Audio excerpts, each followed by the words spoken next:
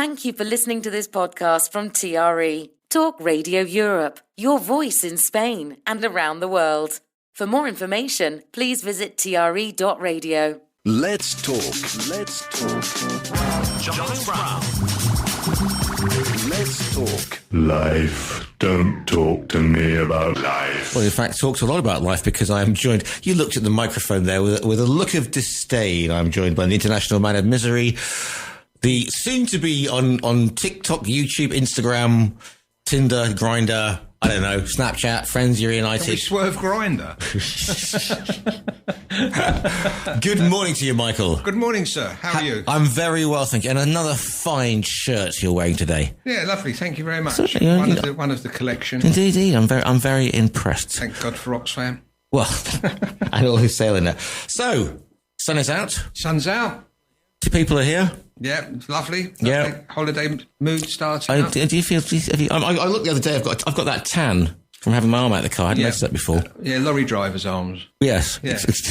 which knowing my luck with vehicles is a minor miracle. I don't know if you can get bus passengers' head or something. Let me rephrase that. Right, let's move on. So talking about moving along. Have you been on apps again? Have I been where? Have you been on apps again, or you've been online, or you've been trying to get? Yeah, I've been. Well, you know. The problem is things. It's the same things every week.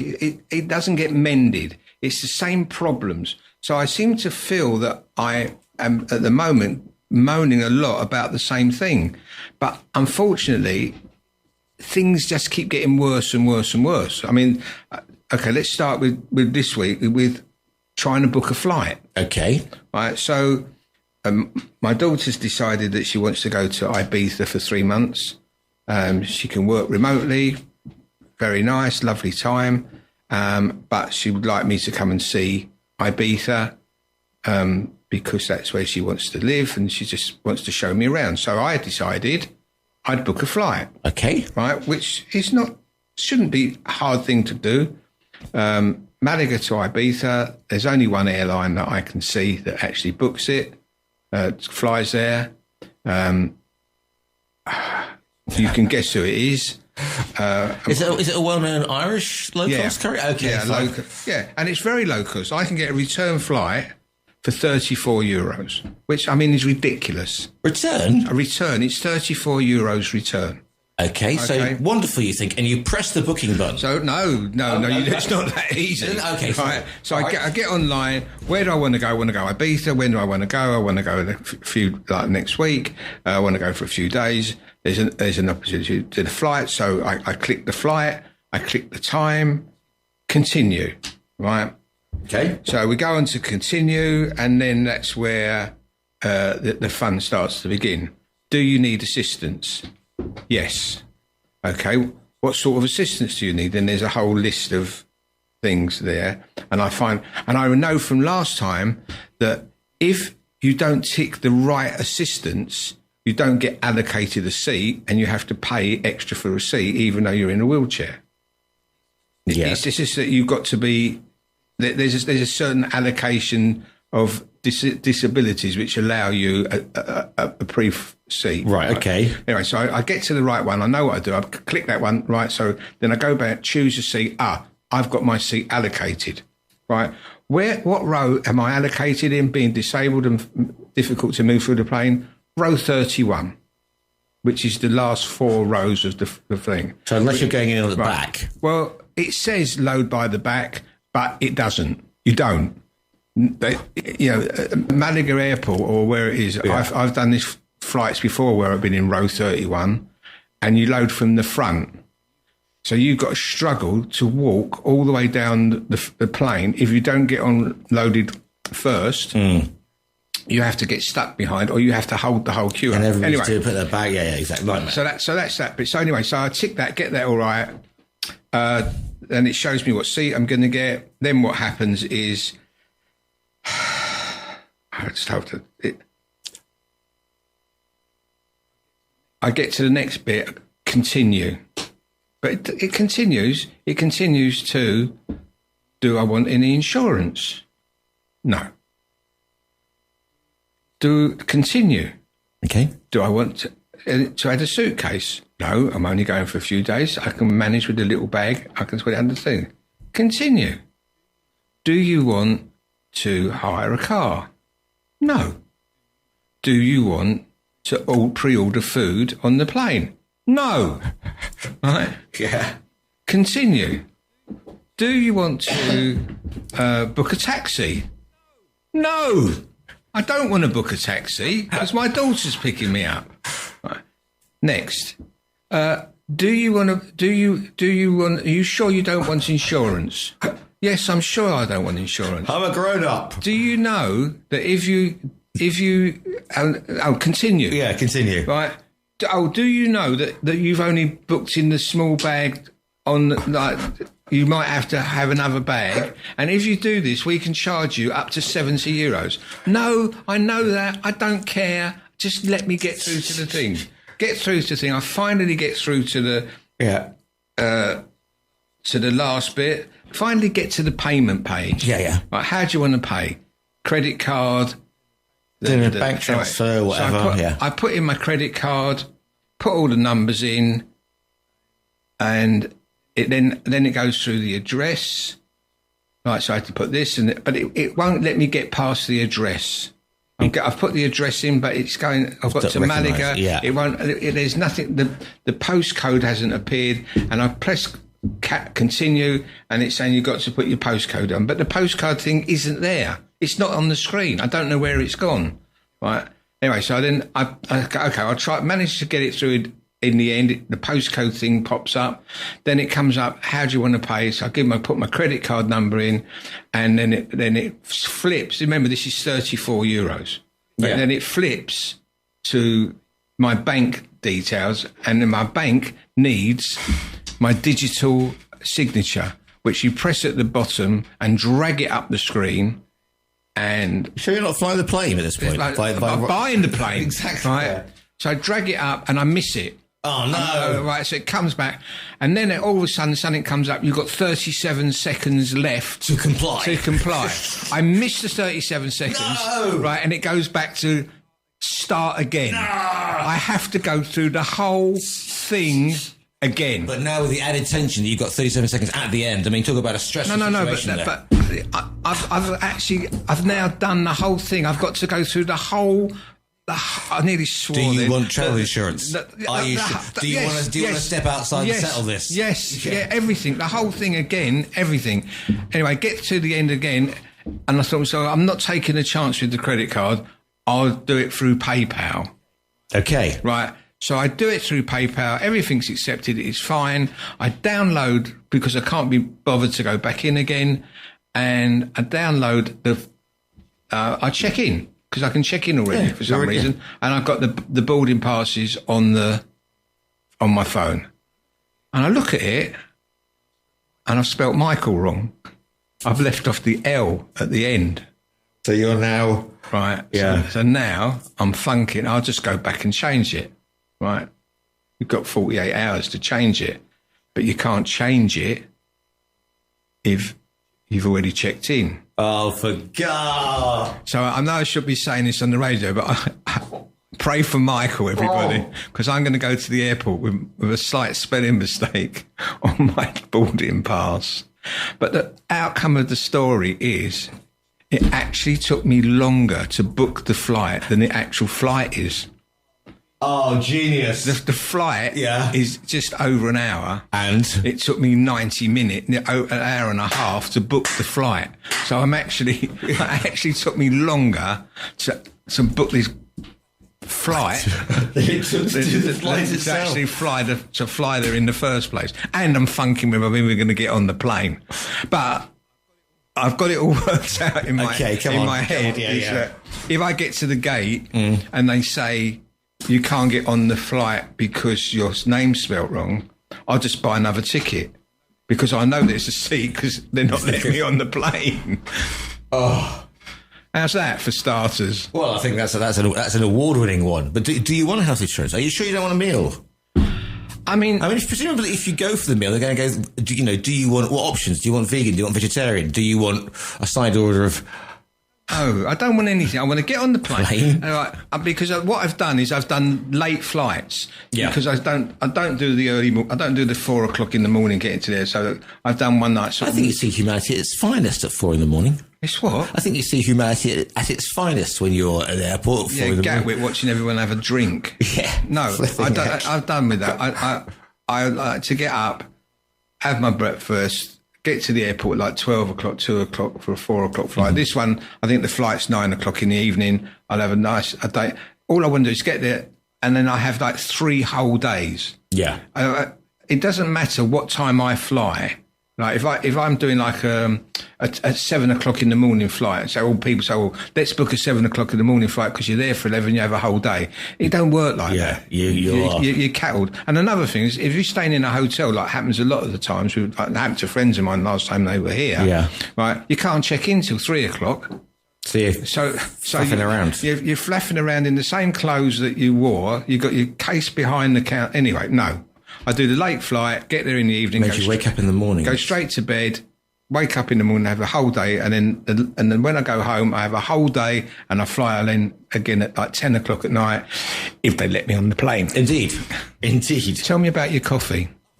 Oh, just... Do you mean that the coffee's arrived, or my experience with the people ordering coffee at the petrol? This is my new thing. All right. Okay. It used to be you go to get a coffee at the petrol store. Well, you didn't go and get a coffee at the petrol. You went to get a coffee, proper coffee, in a bar. Proper coffees belong in bars in Spain. That's the rules. Those there are the rules. Okay. Right. Properly by a guy called Manolo. Lots of shouting. And if you wanted to get a coffee from a petrol station, it was last ditch. You put, 100 pesetas in the coffee machine, and something came out at the bottom, which was presumably coffee based, and that was it done. Now, of course, because petrol stations are now a multi-screen entertainment centre with dining options. Yeah. Right. You've got baristas in the, so the petrol person, the cashier, whatever, the petrol pump girl, man, whatever they want to identify themselves as, is now has to train as a barista. And yesterday, in a well-known budget, whatever, on the way just outside there, Puerto Banús, there was a queue of people. There was one person on the till. We were all getting, and you can't put petrol in, so you've got to go and give them money in first. And three in front of me, and there's a queue of about 15 at this point, including several Eastern European large types who are getting very upset. The person in front of me ordered like a flat latte, a cup of thing with no desk covering out of the whole thing, and so the girl has to go away and do all the, and she can't do the petrol pumps. And then he wants a sandwich, which she has to make. So it was 15 minutes for 10 years of petrol. I've got a better one. Go on, obviously. Well, not better, but I mean, we're doing one-upmanship. Yeah, come on. And we're getting peed off. Yeah, go on. Right. So I'm in the bank the other day, trying something out. And yep. Again, in this branch, there is 2 people. You in the bank. Right. There's one who doesn't want to talk to me at all because she only deals with business things, and this is a personal thing. And there's one guy. It's personal. There's one guy behind the counter, right? And this guy now serves everybody else. It's not just for paying in or whatever. And there was one person in front of me, so I thought, I'll just wait for a minute, see what happens. She had 3 escaturas to go through. Oh. 3 escaturas to go to. Your heart sink when you see it, when they pull out a file like that. Yeah, but it's not meant. That's not what you do at the cashier's desk. You're meant to go in, make an inquiry. You're not meant to be. You're meant to be sitting with someone behind the desk. Anyway, cut a long story short, I got the walked out. Got a guy's business card who I'm waiting for, and I finally got to speak to him a couple of days ago. But how can they do this? How can they have one cashier who's going to go through 3 escatures whilst people are waiting to do what you do in a bank, which is some people don't want to pay online. But anyway, your turn. Well, I raised you with the bank. Yes, and well done to Cookie, who has correctly identified the station that I was at. So, because they've obviously got previous form as they go with that one. Yeah. Your cashier, were there any sort of any piercings on him, her, or it? Was there body art? Was there? No. But I'm fascinated to see this week that there's some young lady in America who's got incredible body art. but all over her face. She's got piercings, and this is somebody's choice. If that's what they want to do, that's fine. But you can't expect the rest of the world to work around you and accept what you think is fantastic as something they want to be front of house in their offices, shops, bars. Well, maybe a bar, but she wanted to work. I think it was in TJ Maxx. It's a retail shop, right? And they said no. You probably got all the qualifications, but this is not the look we want in our shops. And she got obviously onto Twitter and Instagram and phoned her MP and women's rights and tattoos rights and everything. And the fact of the matter is, if you want to make yourself look like that. Very well put there, Mike. I must admit that was a classic cover drive. Right. It rhymes with that. Indeed, yes. If you want, my daughter's got tattoos. Not that you can see any of them, unless she's in a bathing suit. I know that you're. Yes, I have a goddaughter who's got more ink than an enraged octopus. So therefore, yes. So, but that's just had some more done. It's like, Ziggy, can you please leave? Can you just? Yeah. Anyway. So.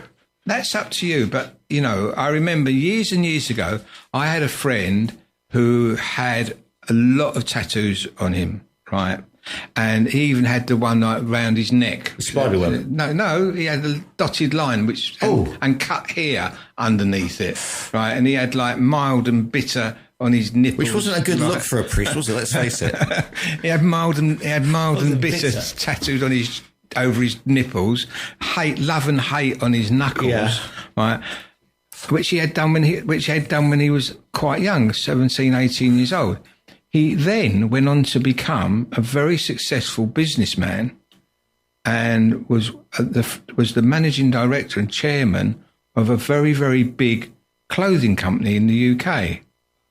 But he didn't go to when he went to meetings, he used to have to wear a polo neck or a long sleeve shirt because he knew that they wouldn't, even though he was the chairman or managing director of a very successful company, they wouldn't take him seriously. I mean, nowadays because it used to be, didn't it? It used to be just sailors had tattoos, and army type. Yeah, but to start complaining to somewhere and saying, it's my right, it's my entitlement for you to give me a job. I'm the most qualified. Yeah, you might be the most qualified, but you don't suit our profile. If you walked into the lobby of a well-known hotel in Marbella and you saw the person there had a bolt through their ear or their nose, I mean, no. You're not going to get the job. Yeah. You're not going to get the job. You can be the most qualified, unless you're working for, I don't know, I remember going to America, going to around by the Disney studios where the creative part goes, where they work in these big environments where you can't smoke anywhere else, but you can smoke there because they're artists and they're doing their job. Well, presumably, if you're being Mickey, you've got a big hat, so I can't see the tattoos anyway. But I'm saying is that they do have certain places where the tattooed people sit, and there was a time you couldn't even have a moustache or something in Disney World and places like that. But if you're going to make yourself look, in my humble opinion, ridiculous, don't expect to get a job. I read a report the other week that apparently in Disney World, this will get you, if you are a character in Disney World and there's an incident like, a major alarm, a terrorist incident or something like that, you are expected to remain in character at all times, even when leaving the premises. Yeah, but if there's a big sign goes off, you can't ditch the same character because the mouse will do its doo-doo everywhere. Yeah, but imagine that you're dressed as Goofy and you've got somebody, I don't know, somebody has there's a guy on top of Magic Mountain with a high velocity rifle, and you've got to try and escape. Pluto!